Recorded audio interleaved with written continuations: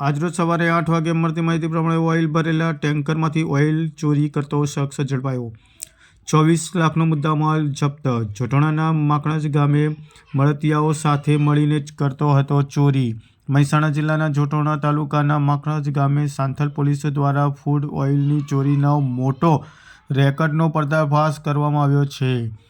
Santhal police સ્ટેશનના police inspector એમ વરચંદ અને તેમનો સ્ટાફ રાત્રિ પેટ્રોલિંગમાં હતો તે દરમિયાન તેમને મળેલ ચોક્કસ બાતમીના આધારે આ સફળ કામગીરી હાથ કરવામાં આવી છે।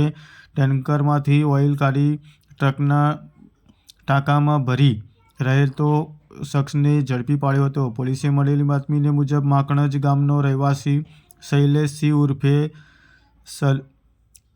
સલુભા નવલસિંહ ઝાલા અને ઓએનજીસીના ફૂડ ઓઇલ ભરેલા ટેન્કરમાં ડ્રાઈવર તરીકે ફરજ બજાવે છે। તે પોતાના ગામમાં ટેન્કર ઊભું રાખી તેમાંથી ઓઇલની ચોરી કરી રહ્યો હતો। આ શખ્સ પોતાના મળતિયાઓ સાથે મળીને ટેન્કરમાંથી ઓઇલ કાઢી ટ્રકમાં ગોઠવેલા ટાંકામાં ભરી રહેલો હોવાની માહિતી મળતા પોલીસે માકણજ ગામે દરોડા પાડ્યા હતા।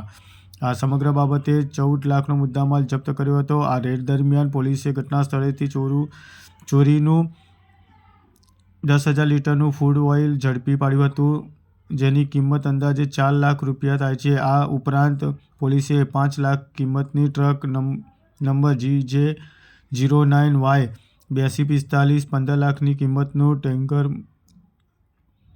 નંબર GJ18BW 3562, મોબાઈલ ફોન અને રોકડ રકમ મળી કુલ 24,03,500 રૂપિયાનો મુદ્દામાલ જપ્ત કરવામાં આવ્યો છે।